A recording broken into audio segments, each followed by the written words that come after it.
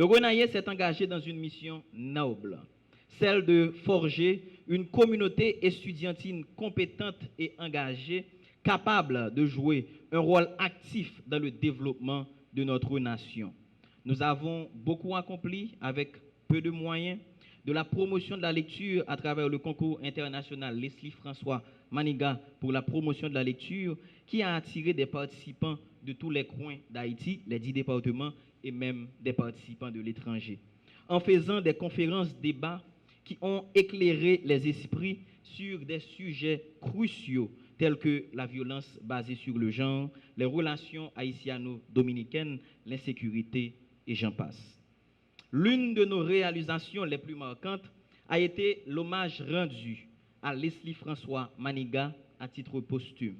Une plaque commémorative a été donnée à sa femme, Madame Myrlande Maniga, en son nom, pour souligner l'importance, pour célébrer ceux qui ont contribué à la formation et au patrimoine intellectuel en Haïti. Nous avons également organisé une formation sur les droits humains, la planification efficace pour nos membres, afin de les armer avec les connaissances nécessaires pour défendre les droits fondamentaux de chaque citoyen et de les permettre de mieux organiser leurs différentes activités. De plus, nous avons créé la cellule des droits humains du Renaillé qui travaille inlassablement pour pouvoir sensibiliser, surveiller et protéger les droits de l'homme en Haïti, surtout ceux des étudiants haïtiens. Nous organisons également le Salon des jeunes, qui est une série de conférences en ligne hebdomadaires pour éduquer et informer les jeunes leaders de notre pays sur les enjeux cruciaux d'Haïti et du monde. De notre côté, l'Office de la protection du citoyen, OPC, représenté par le protecteur adjoint, Maître Renan Edouville, représenté par le protecteur du citoyen, Maître Renan Edouville, occupe une place de première importance dans le paysage institutionnel haïtien. En tant qu'organe de protection des droits humains, l'OPC joue un rôle fondamental en veillant à ce que l'État respecte ses engagements internationaux en matière des droits de l'homme. Il représente un bouclier essentiel contre les abus de l'administration, garantissant ainsi l'équité, la justice et la protection des droits de chaque citoyen. L'OPC incarne l'espoir pour les citoyens haïtiens en quête de justice et de réparation et contribue de manière significative à renforcer l'état de droit et à promouvoir une société plus équitable. En somme, l'OPC est un pilier inestimable de la démocratie et de la protection des droits de l'homme en Haïti. Aujourd'hui, avec la signature de ce protocole d'accord, nous scellons une alliance puissante entre le Renaillé, qui représente les étudiants haïtiens en général, et l'OPC, une institution indépendante. Une alliance qui promet de renforcer la protection des droits de l'homme en Haïti et ceux des étudiants en particulier, et de faire progresser notre nation sur la voie de la justice et du progrès.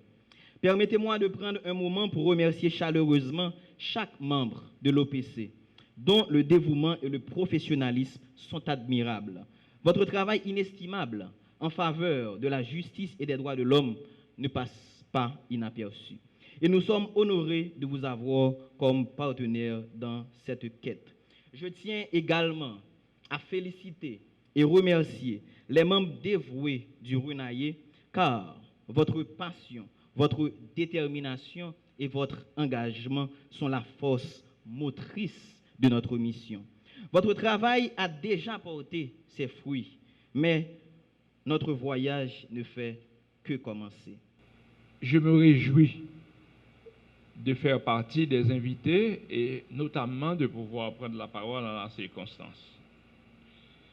Je contemple déjà les impacts positifs de la signature d'un tel protocole. Quant aux opportunités que ce protocole va offrir aux étudiants d'abord dans la défense de leurs droits. Pendant tout leur cheminement universitaire, au cours de leurs études, d'une part, c'est sûr que avec cette signature, de meilleures perspectives leur seront offertes pour défendre leurs droits dans différents domaines. Et pendant le cours de leur formation, d'une part, mais aussi au-delà. Cette association, bien sûr, regroupement puissant, puisqu'elle est d'envergure nationale, va pouvoir tirer de cette activité des éléments essentiels, mais aussi puissants pour ses actions en faveur de ses membres, qui sont les étudiants. Le protecteur vient de souligner que la RUNAE devra pouvoir intervenir non seulement en Haïti pour défendre les droits des étudiants, mais aussi travailler aussi pour la défense des droits des étudiants haïtiens dans quel que soit le pays ou dans quel que soit l'endroit où ils se trouvent. C'est bien. Mais je me dis aussi que, à travers cette signature, c'est également le renforcement de la promotion des droits humains d'une manière générale, aussi bien à l'intérieur de notre société marquée par un passé qui a connu les pratiques de l'esclavage, dont, malgré nous, nous devons l'avouer, nous avons hérité énormément dans nos pratiques, dans nos rapports interpersonnels, et dont également il nous faut faire en sorte de nous en débarrasser d'une manière ou d'une autre. Mais également que cette association, à travers cette signature, puisse contribuer valablement à la promotion du respect et de la défense des droits humains dans la société en général. Donc les étudiants seront appelés d'une part à défendre leurs droits, ce qui est tout à fait légitime, normal, naturel, mais aussi à défendre les droits humains au sein de la société d'une manière générale et partout où ils auront apporté leur part dans le cours de leur formation ou bien dans le cadre de leur carrière professionnelle. C'est donc avec plaisir que nous allons signer avec vous, avec le RUNAE, ce protocole d'accord.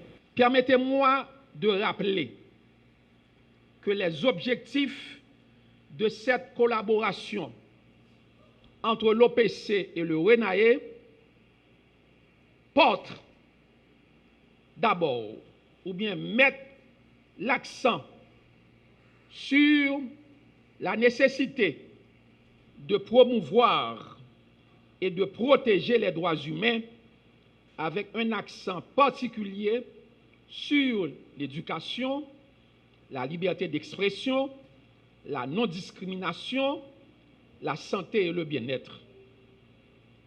Ce protocole d'accord a pour objectif de renforcer les capacités de cette prestigieuse organisation dans le domaine des droits humains en fournissant un appui technique, des conseils et aussi des séances de formation.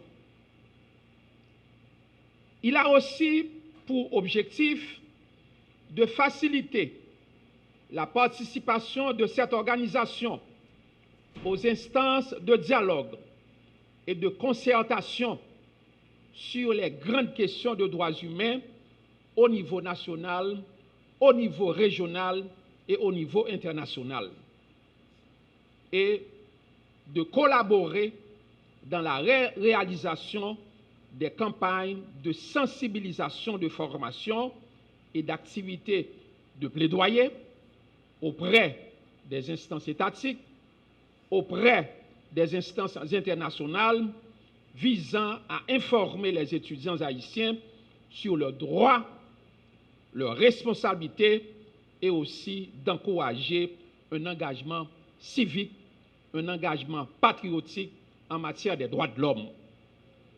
Voilà en gros les objectifs que nous entendons poursuivre au niveau de l'OPC, au niveau du regroupement national des étudiants haïtiens.